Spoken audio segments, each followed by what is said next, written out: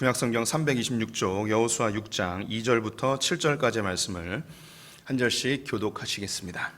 교독하겠습니다. 여호와께서 여호수아에게 이르시되 보라 내가 여리고와 그 왕과 용사들을 내 손에 넘겨 주었으니 너희 모든 군사는 그 성을 둘러 성 주위를 매일 한 번씩 돌되 엿새 동안을 그리하라. 제사장 7은 7 양각 나팔을 잡고 언약궤 앞에서 나아갈 것이요 일곱째 날에는 그 성을 7번 돌며 그 제사장들은 나팔을 불 것이며 제사장들이 양각 나팔을 길게 불어 그 나팔 소리가 너희에게 들릴 때에는 백성은 다 큰 소리로 외쳐 부를 것이라.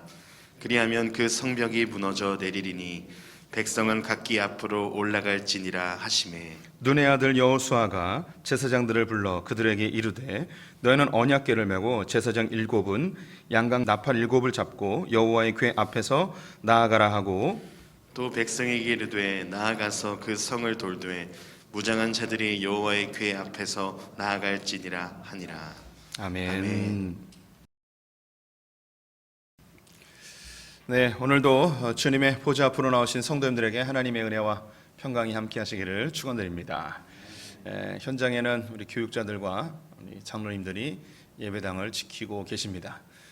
또 이렇게 계속 코로나가 진정되지 않고 다시 확산되는 것이 참 안타깝고 고통스럽습니다. 또 우리 지역 근처 초등학교에서 또 코로나가 많이 확산돼서 우리 성도님의 자녀도 코로나에 감염돼서 2주 동안 격리하였는데 무증상이었습니다. 그래서 안전하게 지난주 금요일 날 집으로 돌아왔다는 소식을 들었습니다. 하나님께서 우리 성도님들을 안전하게 지켜 보호하실 줄 믿습니다. 또 개인 방역 수칙 잘 지키시고 또 하나님과의 관계 역시 소홀히 하지 마시고 더 주님을 갈망하는 성도님들 되시기를 축원드립니다. 오늘 여호수아 6장 말씀 여리고 사건 함께 살펴보도록 하겠습니다. 제가 오랫동안 저를 지배했던 그 말이 있었는데요. 우리 한국에 있는 사람들이라면 다 아는 말입니다. 어떤 이야기냐면 오르지 못할 나무는 쳐다보지 마라 라는 말이었습니다. 이 말은 저에게 굉장히 큰 그 족쇄가 되어졌습니다. 그래서 실패할 것 같은 것은 잘 시도하지 않고 또 내 실력이나 준비가 철저하게 되기 전까지는 시도하지 않는, 그래서 기회를 놓치는, 정말 하고 싶은데 겁나서 못해서 놓쳐버리는 그런 상황이 여러 번 반복되었었습니다. 반대의 말로 시작이 반이다 이런 말도 있는데요. 시작이 반이다라는 말은 저에게 그렇게 다가오지 않았습니다. 오히려 오르지 못할 나무는 쳐다보지 마라, 이 이야기가 저를 더 많이 지배했었는데요. 그 중요한 원인 중에 하나가 무서운 아버지였던 것 같습니다. 아버지에게 혼날까봐 실수하면 안 되고 조금이라도 흐트러진 모습을 보이면 아버지에게 많이 혼났습니다. 그래서 철저하게 완벽하게 뭔가 하려는 그런 성향이 제 안에 만들어진 것 같습니다.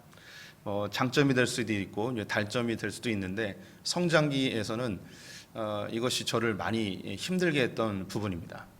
늘 두려워했고 혼날까봐 겁나고 이런 모습이 있었습니다. 어떻게 보면 많은 장남들이 첫째 아들들에게 이런 완벽주의의 모습이 나타나기도 하고 엄한 부모님 밑에서 성장하면 그런 현상이 일어나는 것 같기도 합니다. 제가 유학을 가게 되었죠. 유학을 가게 된 것은 저의 의지만은 아니었습니다. 제가 유학을 가고 싶은 마음도 있었지만 쉽게 도전하지는 못했습니다. 또 한 기간 동안은 아예 유학을 포기하고 아예 생각을 하지 않았었습니다. 그런데 저희 고향 교회 목사님께서 저에게 유학을 가라고 끊임없이 자극을 하셨습니다. 아직도 안 나갔냐고, 아직도 한국이냐고 전화할 때마다 그렇게 말씀하셨는데 그래서 이제 유학을 가게 됐죠. 근데 그 교양교회 목사님은 제가 청년 때부터 저를 돌봐주신 목사님이신데 저에게는 아버님 같은 존재이시고 그 목사님 역시 저를 이제 아들처럼 그렇게 이제 아껴주시는 그런 친밀한 관계 속에 있습니다.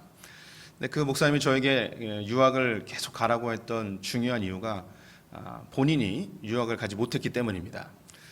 공부를 굉장히 잘하셨고 그 학년의 이제 동기들 중에 상당수가 유학을 갔고 현재 한국의 유수한 신학교에서 교수로 활동하는 분들이 많이 계십니다. 제가 모셨던 그 고향교회 목사님은 그들보다 훨씬 공부를 잘했던 유능한 분이셨습니다. 그런데 유학을 못 간 거예요. 그래서 그냥 평범한 이제 목회자로 삶을 살게 되셨죠. 근데 그 마음속에 내가 유학을 갔었더라면이라는 생각이 아주 강하게 자리를 잡으셨습니다. 그 유학을 가지 못했던 중요한 이유를 저에게 말씀하셨는데 경제적인 이유도 있었지만 두려움이었다고 합니다. 두려움. 잘할 수 있을까에 대한 두려움. 그래서 유학을 포기하고 평범한 목회자의 길을 걸으셨는데 그게 늘 마음속에 이 응어리로 남아 있는 거죠. 그때 유학을 갔었더라면 하는 마음이 강하게 있어서 이제 저를 참 아끼셔서 너는 꼭 유학을 가라라고 권면을 끊임없이 하셔서 자의반 타의반으로 이제 유학을 가게 되었습니다. 우리 성도님들 중에도 그때 그걸 했었더라면 그때 그걸 했었어야 돼 하는데 그 두려움이나 여러 가지 환경적인 이유 때문에 도전하지 못하고 중간에 포기해 버리거나 혹은 시도하지 못하고 아쉬움 속에 남은 어떤 영역이 있을 수 있습니다. 저에게는 실패에 대한 두려움이 제 삶을 아주 강하게 사로잡고 있었기 때문에 내가 유학을 가서 잘할 수 있을까? 혹은 이 유학의 과정에 내가 영어 시험을 통과할 수 있을까? 여러 가지 장애물들이 놓여 있었습니다. 제일 중요한 게 바로 이 영어 시험 토플이었는데요. 내가 이것을 잘할 수 있을까? 나는 영어를 너무 못하는데 영어만 들어도 이제 울렁증이 있는데 이걸 통과할 수 있을까? 괜히 시간 낭비, 돈 낭비하면서 이루지도 못할 것, 오르지도 못할 것을 괜히 시도했다가 내가 실패만 경험하는 것은 아닌가 이런 두려움이 저에게 아주 강하게 자리 잡고 있었습니다. 네, 그 목사님의 권유로 시도해 보게 된 것이죠. 우리가요, 그 인생을 살면서 어떤 큰 세계, 더 풍성함을 누리기 위해서는 아주 큰 장벽을 뛰어넘어야 되는 그런 상황이 있습니다. 어떤 부분에서는 그냥 은혜로 주어지는 것도 있습니다. 내가 부모님을 만나는 부분, 내 노력이 전혀 들어가지 않습니다. 그냥 은혜로 얻어지는 것이죠. 우리가 대한민국에 태어나는 것, 우리가 저 아프리카 제3지대에 살지 않고 제3세계에 살지 않고 이렇게 부유한 나라에 살 수 있다는 것, 우리의 노력이 전혀 아닙니다. 그냥 거저 얻어지는 것이죠. 부유한 부모님 밑에서 성장하는 것, 그냥 우리가 저절로 얻어지는 겁니다. 그냥 은혜로 얻어지는 것이죠. 이런 영역이 있습니다. 그런데 우리 인생 속에 반드시 내가 도전해서 힘쓰고 애써서 넘어야 되는 장벽들이 있습니다. 이것을 넘지 못하면 그 풍성한 세계를 얻지 못하는 것이죠. 대학의 풍성한 세계를 누리기 위해서는 대학 입시라는 이 장벽을 넘어야 됩니다. 그리고 좋은 직장 생활을 하기 위해서 또 풍요로운 삶을 누리기 위해서는 이 입사 시험이라는 장벽을 넘어야 됩니다.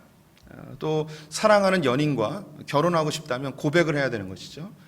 거절당할 수도 있습니다. 하지만 그 장벽을 뛰어넘어야만 연애와 결혼이라는 풍성한 세계를 맛볼 수 있습니다. 이건 거저 얻어지는 게 아닙니다. 반드시 도전해서 실패에 대한 두려움을 감수하고 도전해야만 얻어낼 수 있는 것이죠. 이 장벽을 넘지 못하면 우리는 아쉬움 속에 살아가거나 혹은 풍성함을 누리지 못하고 제한된 삶을 살아갈 수밖에 없습니다. 오늘 우리가 만난 이 여호수아 6장은 여리고성을 정복하는 장면입니다. 여리고성은 가나안 땅에 들어가는 길목에 있습니다. 이 가나안 땅을 정복하기 위해서는, 가나안 땅에 진입하기 위해서는 반드시 여리고성을 정복해야 됩니다. 여리고성을 정복하지 않으면 가나안 땅은 전혀 얻을 수 없습니다. 그런데 안타깝게도 이 여리고성은 가나안 땅에 있는 성읍 중에 가장 견고한 성읍입니다. 가나안 땅에 초입에 있는 인문과 같은 성이었기 때문에 모든 사람이 이곳을 차지하려 하였고, 그 안에서 이미 정복한 사람들은 그 누구도 침입하지 못하도록 아주 견고한 성읍을 만들어놨습니다. 아주 튼튼하고 높은 성벽을 쌓았습니다. 고고학적 자료를 보면 그 성벽의 높이가 무려 12m가 되어졌습니다. 이중으로 되어 있고요. 그 안에 들어가 있으면 그 누구도 침범할 수 없는 아주 견고한 성읍입니다. 이것을 정복해야만 되는 거예요. 굉장히 어려운 거죠. 여기를 정복하지 못하면 가나안 땅은 넘볼 수 없습니다. 이 문제 앞에, 큰 장벽 앞에 서 있는 이스라엘과 여호수아. 우리 성도님들의 삶에 어쩌면 지금 내가 넘어야 될 여리고성과 같은 아주 큰 장벽이 있을 수도 있습니다. 또 우리의 인생 가운데 이러한 장벽을 반드시 우리가 도전받게 되어집니다. 그것을 넘지 못하면, 그것을 통과하지 못하면 그 풍성함을 우리가 누리지 못하게 되는 것이죠. 어떻게 여호수아와 이스라엘 백성들이 여리고성을 정복하게 되었는지 그 내용을 살펴보도록 하겠습니다. 여호수아는 모세가 죽은 이후에 이스라엘의 지도자가 되었습니다. 하나님의 인도함을 받아서 가나안 땅으로 들어가게 되어집니다. 요단강이 넘실거릴 때에 제사장들이 법궤를 메고 그 흐르는 요단강에 발을 내딛자 이 요단강이 멈춰서게 되어졌습니다. 그래서 요단강이 멈춘 그 요단강을 이스라엘 백성들이 건너가게 되어지죠. 건너가서 제일 먼저 진을 친 곳이 길갈이라는 곳입니다. 원래 이름은 없었고요. 이스라엘 백성들이 그곳에 진을 치고 처음으로 정착한 곳이었기 때문에 그곳의 이름을 길갈이라 이야기했습니다. 성읍이 마련되어 있는 것이 아니고 그냥 넓은 들판으로 되어 있습니다. 이 길갈은 여리고성이 바라다 보이는 곳입니다. 5km쯤 떨어져 있고요. 여리고성에 있는 사람들 역시 이 이스라엘 백성들이 한눈에 다 내려다 보이는 곳에 위치해 있었습니다. 여리고성에 있는 사람들 역시 무척 긴장하고 있었습니다. 이미 정탐꾼을 보내서 여리고성의 상황을 이미 소식을 들은 바 있습니다. 그들은 정탐꾼을 죽이려 하였고 이스라엘 백성들이 들어오는 것에 대해서 긴장하고 있었습니다. 애굽을 정복하고 올라오고 모압과 암몬을 처리하고 올라오고 이제 요단강을 건너서 들어온 이 이스라엘 백성들이 여리고성으로 침입해 들어올 것을 예리한 눈으로 바라보며 이스라엘의 일거수일투족을 주시하고 있는 상황입니다. 그런데 하나님께서 이 길갈에 진을 친 이스라엘 백성들에게 이상한 명령을 하십니다. 두 가지의 명령을 하시는데요. 첫 번째는 할례를 행하라는 것입니다. 두 번째는 유월절을 지키라는 것이죠. 할례는 태어난 지 8일째 되었을 때에 어린 아이의 생식기의 표피를 잘라내는 것입니다. 그런데 이스라엘 백성들에게 왜 할례를 행하라 하였는가? 애굽에 있을 때 출애굽 1세대들은 할례를 받고 출애굽을 하였는데 광야 생활 동안 할례를 행하지 못하였습니다. 그래서 가나안 땅에 들어갈 때에 이제 새롭게 할례를 행하도록 한 것이죠. 우리 성도님들이 이미 아시듯이 이 할례를 행하게 되어지면 상당한 오랜 기간 동안 움직이지 못합니다. 살아있는 사람의 살을 베어낸다는 거 엄청 고통스럽습니다. 요즘처럼 마취 기술이 발달한 때도 아니었고 엄청난 고통과 고열에 분명히 시달렸을 것입니다. 아니 전쟁이 곧 눈앞에 있고 여리고 사람들이 언제 공격해 들어올지 모르는 그런 상황에서 할례를 행하라니요. 이거는 있을 수 없는 일이죠. 그런데 그것을 행합니다. 하나님께서 이 할례를 행하라 하신 중요한 의미는 무엇이냐면 할례는 죽음을 의미합니다. 생식기는 성경에서 생명의 보존 장소입니다. 이곳을 친다, 공격한다, 피를 낸다는 것은 그 사람의 생명을 완전히 앗아가 버리는 것이죠. 너는 이제 죽은 목숨이야, 넌 끝났어 라는 것입니다. 하나님이 이스라엘 백성들에게 할례를 행하라 하신 이유, 그것은 이 전쟁에서 너희들은 죽은 목숨이라 이런 것이죠. 너희들은 산 생명이 아니야, 죽었어 라는 것을 선언한 것입니다. 그리고 유월절을 지키라 합니다. 하나님이 가나안 땅에 들어가라 하실 때에 그 유월절 즈음하여서 들어가게 하십니다. 유월절을 지키게 하시는 것이죠. 가나안 땅에 들어가 첫 번째 유월절을 지키게 되어집니다. 이 유월절은 양을 잡고 포도주를 마시며 잔치하는 거예요. 이것도 또 이해하기 어렵습니다. 지금 전쟁을 앞에 두고 있고 여리고성을 공격해야 되는데 지금 양을 잡아서 먹고 포도주를 마시며 노래를 부르며 잔치를 하고 있다는 것, 이것도 이해하기 어렵습니다. 여리고성에서 바라보고 있었던 사람들은 굉장히 당황했을 겁니다. 아니 저놈들은 훈련을 해도 지금 부족한 시간에 저렇게 잔치를 하고 앉아있다니 저놈들이 제정신이야? 라고 생각했을 것입니다. 하나님이 왜 이스라엘 백성들에게 유월절을 명령하셨을까요? 유월절은 이스라엘 백성들이 애굽에 나올 때에 장자의 죽음을 기념하여 지키라 하신 명절입니다. 이스라엘이 애굽에서 나올 때 그들이 했던 건 아무것도 없습니다. 하나님의 전적인 은혜로 하나님이 장자들을 다 죽이며 그들을 건져내셨죠. 그 상황을 기억하게 하는 것입니다. 너희들이 이 전쟁에서 할 수 있는 건 아무것도 없다. 너희들은 죽은 목숨이다. 이것이 실제였습니다. 여리고성은 이스라엘 백성들이 공격할 수 있는 곳이 아니었습니다. 정복할 수 있는 곳이 아닙니다. 전쟁을 했다가는 그냥 다 죽습니다. 예, 할례를 행한 것처럼 그들은 다 죽습니다. 그들의 생명은 없어집니다. 그들의 능력으로는 여리고성을 절대 정복할 수 없습니다. 그런데 하나님께서 이것을 증명해 버린 겁니다. 너희들 이 전쟁에 나가면 다 죽어. 그리고 너희들 힘으로는 절대 이 전쟁에서 승리할 수 없어. 너희들이 승리할 수도 없고 다 죽기 때문에 지금 이미 다 죽여버리는 거예요. 어차피 죽을 거니까 여기서 죽자 하는 거죠. 그런데 실제적으로 죽는 것이 아니고 죽음을 상징하여서 할례를 행하고 유월절을 지키게 하였습니다. 할례를 행하며 자기의 장막에 드러누워 있는 이들, 전쟁은 생각할 것도 없습니다. 고열이 나고 고통 속에 신음하고 있습니다. 여기저기에서 잔치 소리가 막 울려 퍼지고 있습니다. 그런 상황에서 이제 여호수아가 여리고성을 향하여서 한 걸음씩 한 걸음씩 걷습니다. 이해할 수 없는 상황이에요. 하나님이 왜 할례를 행하라 하셨고 왜 유월절을 지키라 하시는지.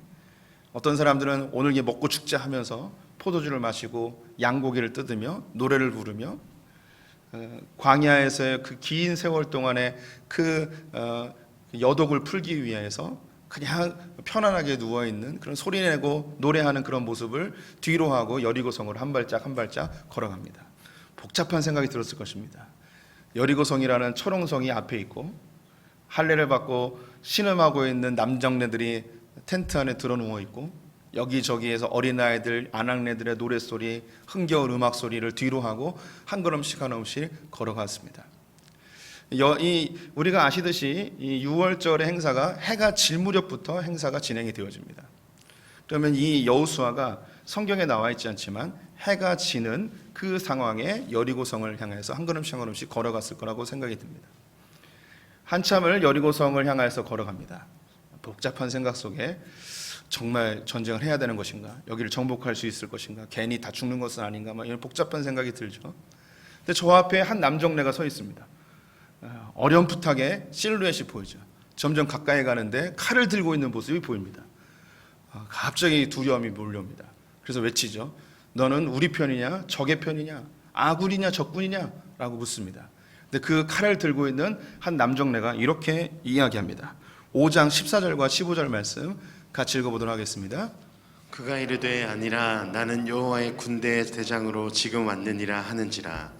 여호수아가 얼굴을 땅에 대고 엎드려 절하고 그에게 이르되 내 주여 종에게 무슨 말씀을 하려 하시나이까. 여호와의 군대 대장이 여호수아에게 이르되 내 발에서 신을 벗으라. 내가 선 곳은 거룩하니라. 여호수아가 그대로 행하니라. 칼을 들고 있었던 그 남정네에게 묻습니다. 우리 편입니까? 적의 편입니까? 아군이냐 적군이냐? 지금 이 여호수아는 싸울 준비를 하고 있는 거죠. 적군이면 달려가서 싸워야 되는 것이고 아군이면 그 사람과 손을 잡아야 되는 것이죠. 아군이냐 적군이냐 물어봤는데 이 남정네는 이렇게 이야기합니다. 난 여호와의 군대 대장이다. 내가 군대 대장으로 지금 여기 왔다 라고 이야기합니다. 아군이냐 적군이냐라고 물었는데 나는 여호와의 군대 장관이다.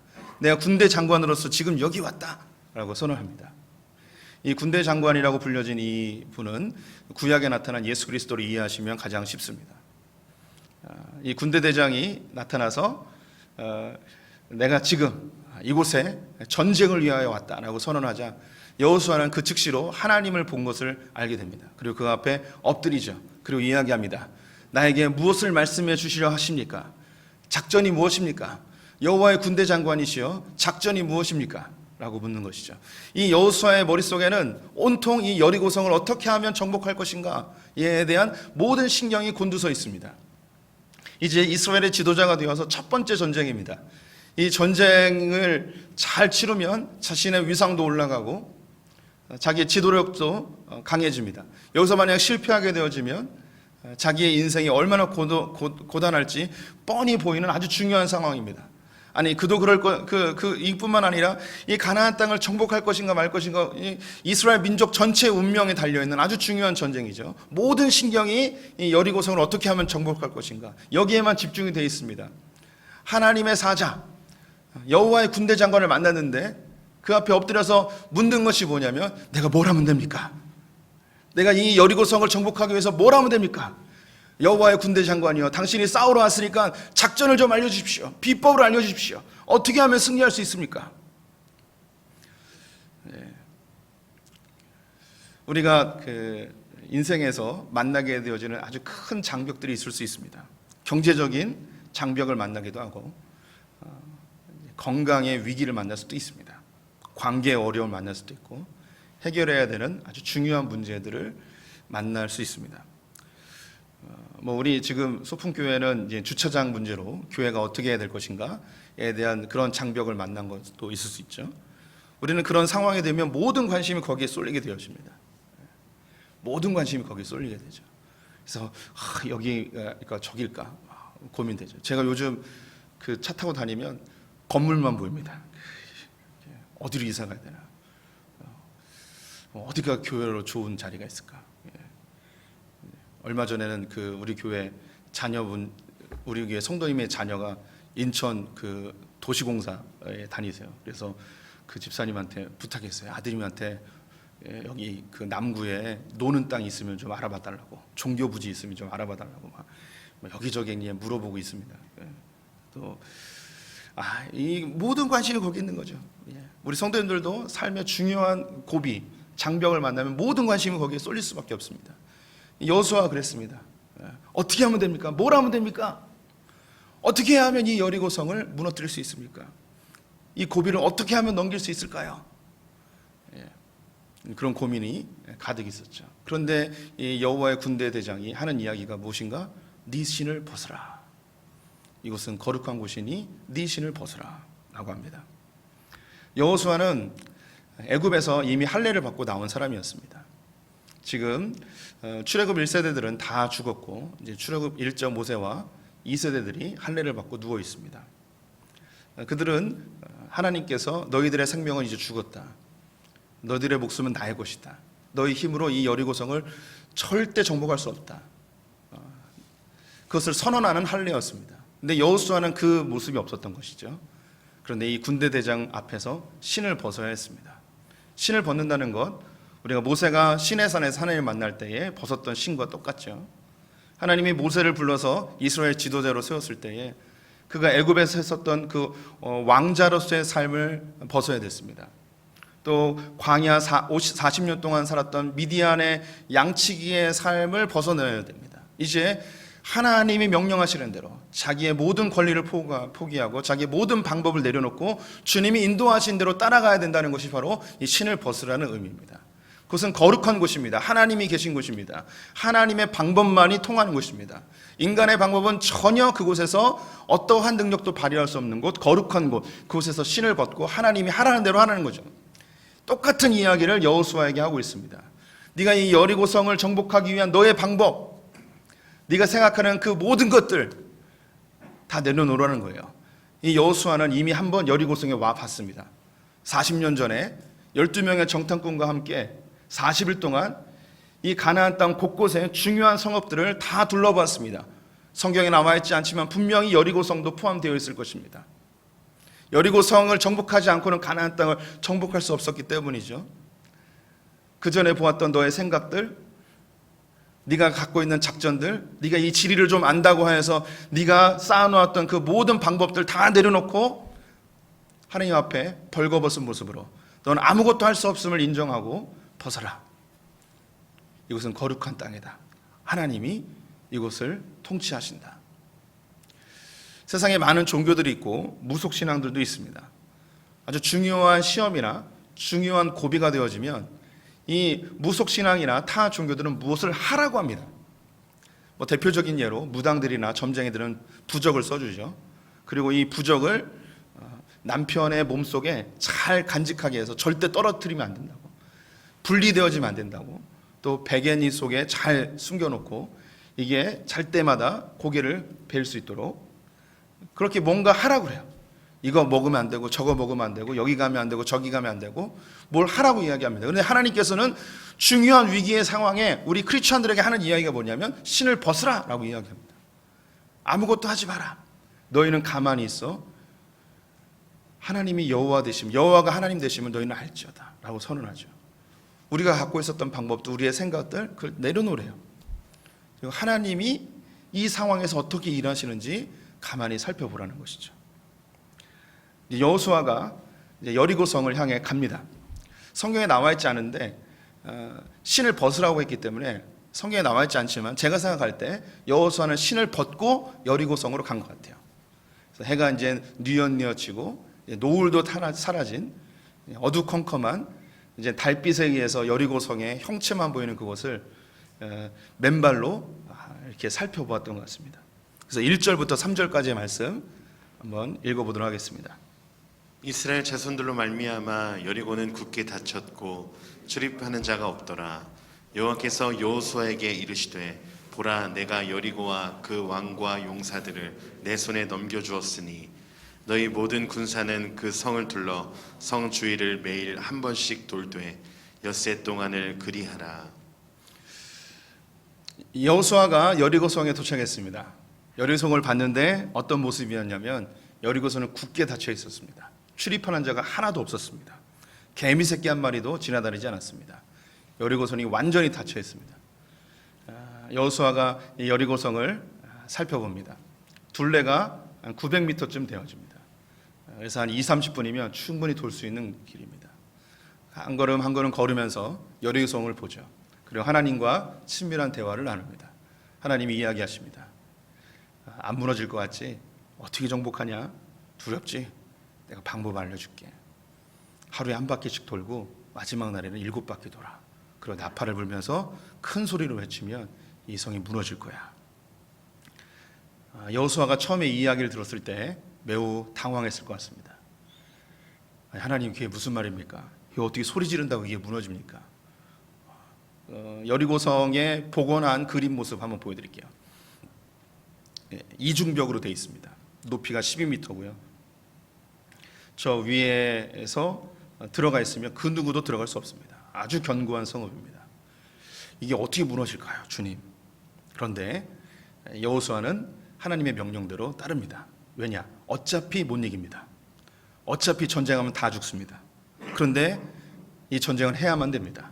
어차피 실패할 거고 어차피 멸망할 거고 어차피 죽을 거라면 내 방법이 아니라 하나님의 방법을 한번 해보자. 어차피 안 되는 거 하나님의 방법으로 해보자. 여호수아는 결정합니다. 그리고 백성들과 함께 한 바퀴씩 돌죠.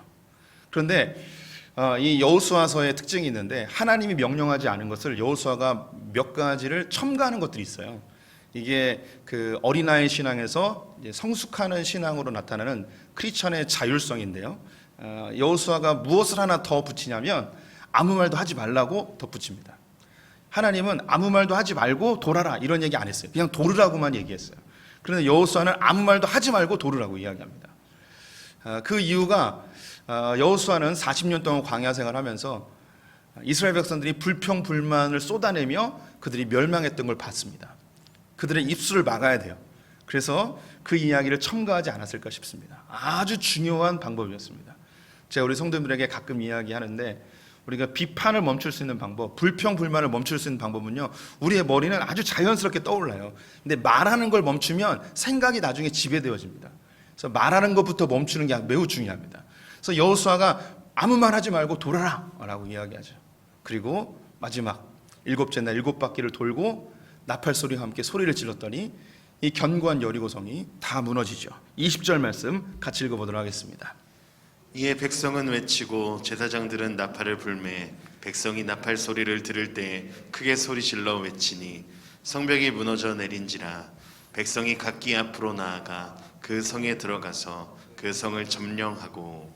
나팔 소리와 함께 소리를 질렀더니 무너져 내렸습니다. 여리고성을 정복하게 된 것이죠. 하나님이 이 여리고성을 정복해 주셨습니다. 첫 번째 전쟁, 첫 예물, 첫 수확을 하나님께서 이루어내셨습니다. 그리고 그 이후의 전쟁들은 하나님이 다 도와줄 테니 너희들이 마음껏 전쟁하라고 이야기합니다. 우리가 흔히 일어나지 않을 일이 기적 같은 일이라고 하죠. 오늘 이 일은 기적 같은 일입니다. 우리가 어쩌면 이것을 이성적으로, 합리적으로, 과학적으로 용납하지 않을 수도 있습니다. 그런데 이런 일이 나의 삶에도 일어났으면 좋겠다라는 생각을 하죠. 내가 해결할 수 없는 재정적인 문제, 건강의 문제, 관계의 문제, 사업의 문제, 내 삶의 장벽 같은 일, 내가 도전해야 될 그 어떤 상황, 이것이 기적처럼 다 무너져 내리고 내가 획득하면 좋겠다라는 그런 소망이 우리에게 있습니다. 이런 소망을 가진 사람들이 지금도 있을 뿐만 아니라 예전에 늘 있었습니다. 예수님은 성경에서 가장 많은 기적을 일으키신 분입니다. 구약에 나오는 모든 기적들을 다 합해도 예수님의 기적만 못합니다. 구약에서 눈먼 자를 보게 하지 못하였고 저는 자를 일어나지 못하게 하였습니다. 그래서 메시아가 오면 눈먼 자를 보게 하고 말하지 못하는 자를 말하게 하고 걷지 못하는 자를 걷게 한다는 이야기를 합니다. 구약의 선지자 그 누구도 할 수 없었습니다. 근데 예수님은 그 일을 하셨죠. 그래서 사람들이 열광하였습니다. 저 일이 나에게도 일어났으면 좋겠다. 사람들이 구름대처럼 몰려들었습니다. 예수님이 한번 행진하면 수만 명이 몰려들었습니다. 근데 그 모든 사람들이 다 기적을 맛본 건 아닙니다. 그리고 예수님 역시 모든 사람에게 그 기적을 다 베풀 의향도 없었습니다. 우리 성도님들에게 종종 이야기해드리는데 성경에는 기적이 없습니다. 제가 이렇게 이야기하면 이상하게 들으실 텐데 성경은 기적이라는 말을 쓰지 않습니다. 성경은 이적, 표적이라는 말을 쓰죠. 그것은 뭐냐면 목적을 가지고 하나님이 일어나시는 거예요. 그냥 내가 원하는 걸 이뤄내는 그런 로또나 요행이 아니고 하나님은 분명한 목적과 계획을 가지고 어떤 역사를 일으키세요. 그것을 표적, 이적이라고 하죠. 사인이에요, 사인. 이 여리고 성의 이 정복 역시 나의 삶에 장벽들이 무너져 내리는 이게 중요한 게 아니죠. 이 여리고 성이 무너짐으로 인하여서 보여주고 싶어 하시는 하나님의 사인이 있는 거예요. 그것이 뭐냐면 이곳은 거룩한 곳이다. 너희는 신을 벗어라. 이 땅은 하나님의 땅이다. 너희들의 노력과 너희 힘으로 얻어낼 수 있는 것이 아니다. 하나님이 성경에 많은 이적들을 보이시면서 궁극적으로 하고 싶은 일이 뭐냐면 내가 하나님이다 라는 걸 보여주고 싶어 하십니다. 예수님 당시에도 많은 사람들이 예수님을 쫓아다녔는데 그 가운데 적극적으로 도전하여서 그 기적을 얻어낸 사람들이 있습니다. 근데 이 사람들의 고백 속에는 예수 그리스도를 하나님으로 인정하는 고백들이 있어요. 여리고성의 바디메오, 앞을 보지 못하는 자였죠. 다윗의 자손 예수여 나를 불쌍히 여기소서. 사람들이 말렸지만 계속 소리 지릅니다. 다윗의 아들 예수여. 예수를 단순히 기적을 일으키는 분이 아니라 메시아로 오셨음을 고백하는 그 바디메오에게 눈이 떠지는 역사가 있었습니다. 또한 12의 혈루병 걸렸던 그 여인이 예수님의 옷자락을 잡았죠. 많은 군중을 비집고 들어가서 예수님의 옷자락을 잡았습니다. 이분이 메시아이고 하나님의 아들임을 신뢰하여서 이분의 옷자락만 만져도 자기의 문제가 해결될 것이라는 그런 믿음이 그 안에 있었어요. 우리 성도님들이 삶의 장벽을 넘고 싶은 그런 마음이 있습니다. 문제를 해결하고 싶은 욕구가 있죠. 그때 우리 성도님들에게 필요한 게 뭐냐면 이 문제가 해결되는 것 이전에 내가 믿고 있는 그 하나님이 이 문제를 능히 이겨낼 수 있는 세상을 창조하신 거룩하신 이 땅을 지금도 통치하시는 하나님이시라는 사실을 신뢰하셔야 됩니다. 단순히 문제가 해결되고 기적이 일어나는 그것이 중요한 것이 아니라 내가 그 하나님을 나를 창조하시고 세상에 통치자이신 그 하나님이라는 사실을 믿느냐? 그게 더 중요한 거예요. 우리 성도님들의 삶에서 수많은 순간순간마다 하나님이 도우셨습니다. 어떤 부분은 정말 내 힘으로 도저히 해결할 수 없고 내 힘으로 도저히 풀 수 없는 그런 문제들을 하나님이 풀어주셨죠. 그때 하나님을 정말 잘 믿어야겠다 그런 마음이 있었는데 시간이 지나면서 또 흐지부지 되어지고 그런 상황이 있을 수 있습니다. 오늘 이 말씀을 보면서 예전에 하나님께로부터 받았던 그 은혜를 다시 한번 기억하시면서 내게 행하셨던 그 놀라운 일들을 기억하면서 내 신을 벗어라. 이것은 거룩한 땅이니 나와 늘 동행하시고 나와 함께 해주시는 그 하나님이 나와 함께 있다는 사실을 기억하시면서 내 방법, 내 고집, 내가 지금까지 살아왔던 그 삶의 습관들을 내려놓고 주님을 따르는 순종하는 분들이 되시길 소망합니다. 이스라엘 백성들이 큰 소리로 외쳤습니다. 뭐라고 외쳤을까요? 그냥 소리 질렀을까요? 어떤 그 단어나 문장을 얘기했을까요? 성경에 나와 있지 않습니다. 그런데 이것과 똑같은 상황이 성경에 한 번 더 있습니다. 이 여리고 성보다 더 견고하고 절대 무너질 것 같지 않고 온 세상을 지배하고 있는 아주 강력한 성, 그 성이 큰 성 바벨론입니다. 이 바벨론 성이 무너집니다. 이 세상을 지배하고 있는 이 세상의 사단 권세의 견고한 진이 무너집니다. 군대 대장 그분께서 백마를 타고 승리자로 이 땅에 오셔서 아마겟돈 전쟁으로 이 큰 성 바벨론을 무너뜨리십니다. 그때 나팔을 불며 모든 성도들이 함께 큰 소리로 외치는 고백이 있습니다. 그 고백, 구약 여리고성에서는 그 고백이 남아있지 않지만 우리에게는 큰 소리로 외쳐야 될 가장 강력한 고백, 요한계시록 7장에 있습니다. 같이 읽어보겠습니다. 이후에 내가 보니 각 나라와 족속과 백성과 방언에서 아무도 능히 셀 수 없는 큰 무리가 나와 흰옷을 입고 손에 종려가지를 들고 보좌 앞과 어린 양 앞에 서서 큰 소리로 외쳐 이르되 구원하심이 보좌에 앉으신 우리 하나님과 어린 양에게 있도다 하니. 큰 성 바벨론이 무너졌을 때 모든 성도들이 함께 외칩니다. 구원하심이 보좌에 앉으신 우리 하나님과 어린 양에 있도다. 이것이 우리가 외치는 소리예요. 결국 하나님은 이 세상의 역사를 통하여서 우리의 삶에 만나는 어떤 어려움이나 시련이나 장벽들을 통해서 결국 하나님이 하고 싶은 거 뭐냐면 내가 너희의 하나님이다. 우리 성도님들이 하나님이 나의 아버지이시고 나와 함께 계시다는 사실을 안다면 문제가 해결되지 아니하여도 그것은 아무런 상관이 없습니다. 하나님이 나와 함께 하시기 때문에 문제가 해결되면 감사하고요, 해결되지 아니하여도 하나님이 나와 함께 하시기 때문에 문제가 되지 않습니다. 여리고성이 무너진 것 하나님이 행해 주셨습니다. 근데 하나님께서 이 여리고성을 무너뜨리지 않고도 하나님이 함께 하신다면 그건 전혀 문제가 되지 않습니다. 우리 성도님들이 갖고 있는 문제들 하나님이 해결해 주시면 감사하죠. 하지만 그 거룩하신 그 하나님께서 나와 함께 하신다면, 그 구원의 하나님께서, 능력의 하나님께서 나와 함께 하신다면 그 문제가 여전히 나와 공존하여도 더 이상 문제가 되지 않습니다. 하나님 우리와 함께 하시니까. 내가 이미 결정내어 놓은 그 방법, 내가 이미 결론 내줘버린 나의 결말, 이걸 내려놓고 내 신을 벗고 거룩하신 주님, 그 주님과 동행하는 것, 여호수아가 깨달은 것이고 우리 성도님들이 마땅히 깨달아야 될 진실입니다. 우리 성도님들, 주님이 성도님들과 함께 하십니다. 이 코로나가 주님의 능력을 해결됐으면 좋겠습니다. 하지만 해결되지 않더라도 주님이 우리와 함께 하심으로 이 상황은 더 이상 우리에게 문제가 되지 않습니다. 주님과 함께 하시는 성도들 되시기를 축원드립니다. 우리 찬양 한 장 하겠습니다.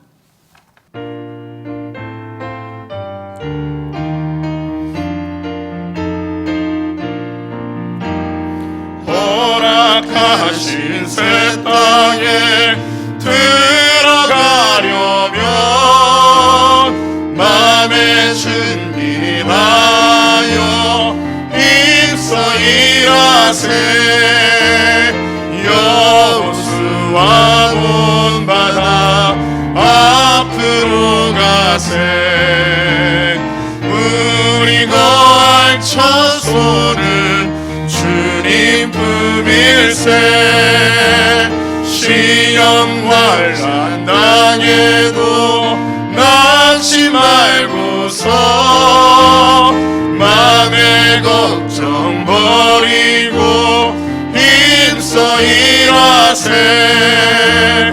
여호수아 온 바다 앞으로 가세. 우리 거할 처소는 주님 품일세. 앞서 가신 예수님 알아보면서 모든 마음을 아파요 힘써 일하세. 여호수아 온 바다 앞으로 가세. 우리 거할 처소는 주님 품일세.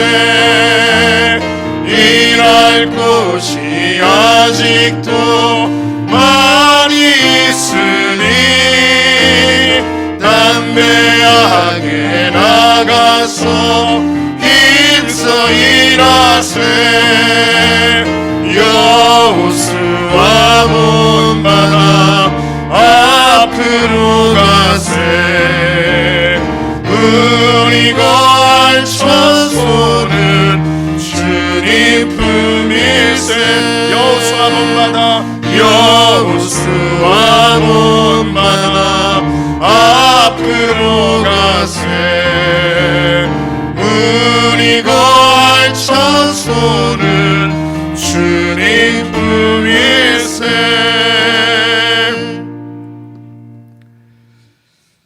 하나님, 주님이 우리와 늘 영원히 함께 하신다 하니 그것이 바로 우리의 삶 모두가 거룩한 처소임을 고백합니다. 이제 우리의 신을 벗고 주님이 인도하시는 대로 살아가는 자들 되게 하여 주시옵소서.